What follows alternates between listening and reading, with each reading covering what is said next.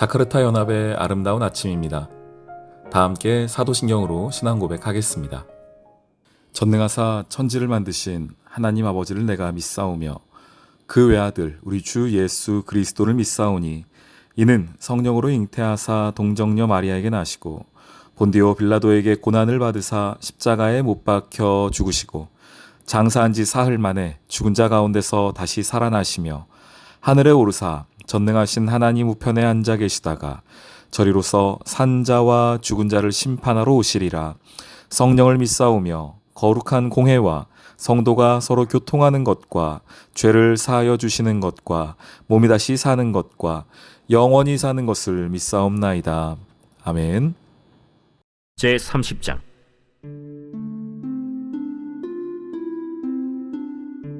라헬이 자기가 야곱에게서 아들을 낳지 못함을 보고 그의 언니를 시기하여 야곱에게 이르되 내게 자식을 낳게 하라. 그렇지 아니하면 내가 죽겠노라. 야곱이 라헬에게 성을 내어 그대를 임신하지 못하게 하시는 이는 하나님이시니 내가 하나님을 대신하겠느냐? 내 여종 비라에게로 들어가라.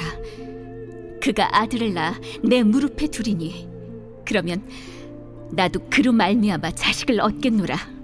하고 그의 시녀 빌하를 남편에게 아내로 주매 야곱이 그에게로 들어갔더니 빌하가 임신하여 야곱에게 아들을 낳은지라.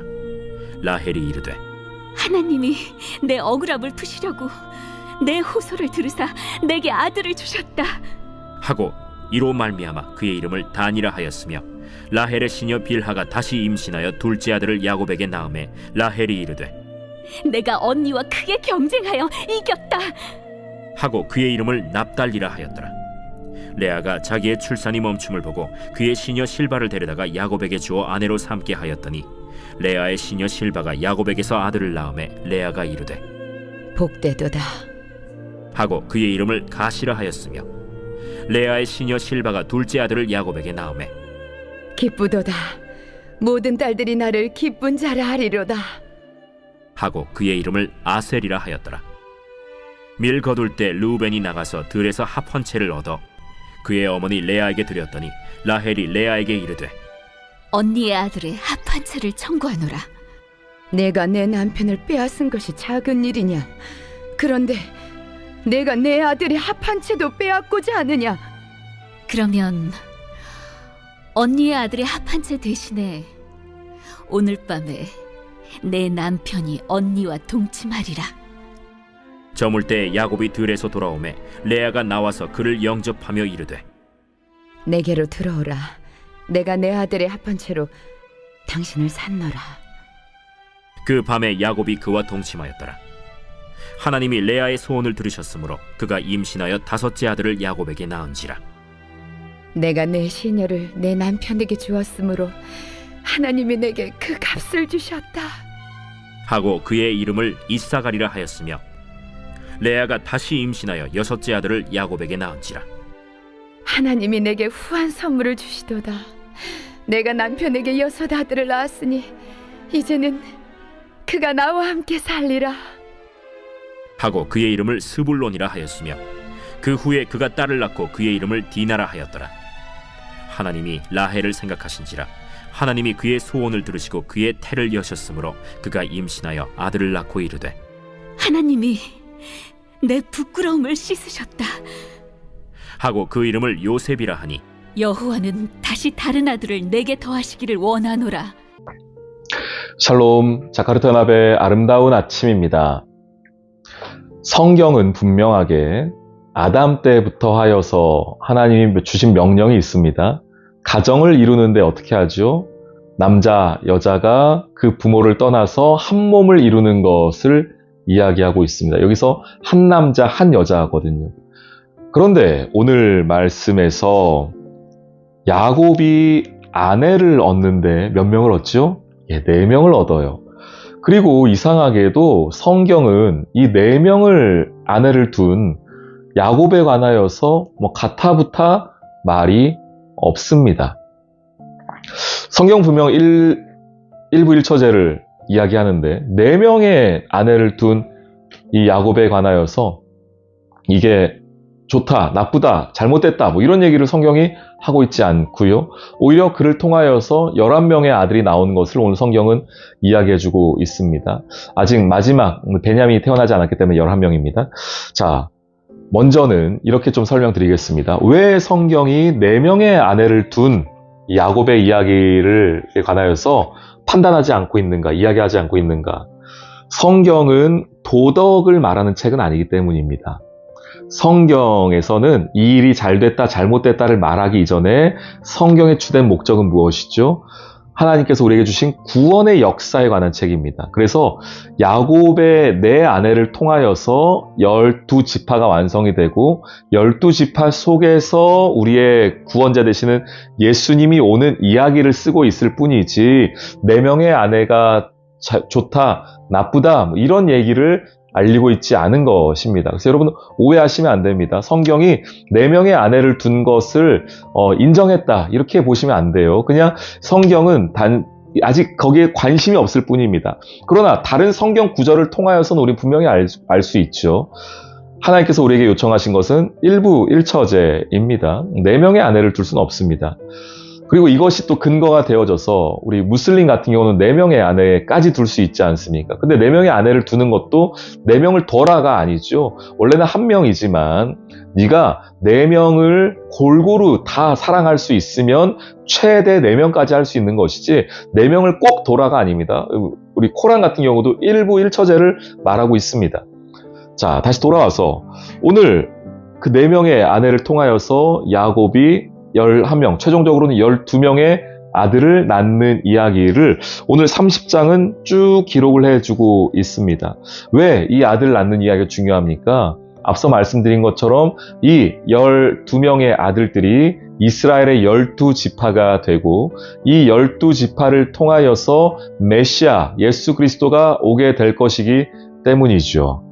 그 구원의 스토리에서 너무 중요한 사건이기 때문입니다. 또 하나는 12지파라는 것은 하나님 나라의 백성들 아니겠습니까?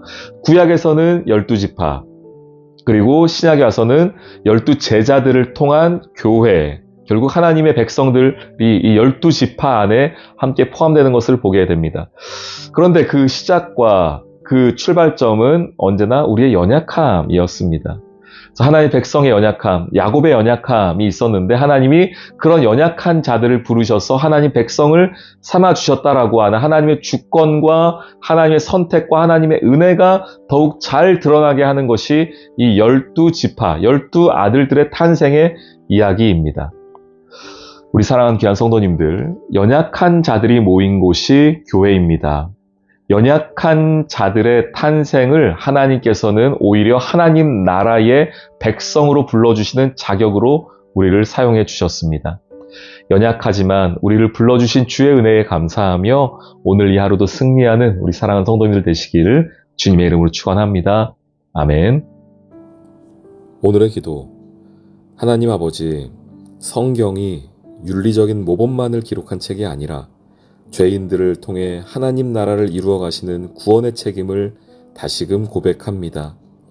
우리의 자격 없음과 연약함에도 불구하고 우리를 선택하여 주님의 일에 사용하시는 그 은혜에 감사하며 오늘도 묵묵히 나에게 맡겨진 구원의 통로 역할을 감당케 해주세요.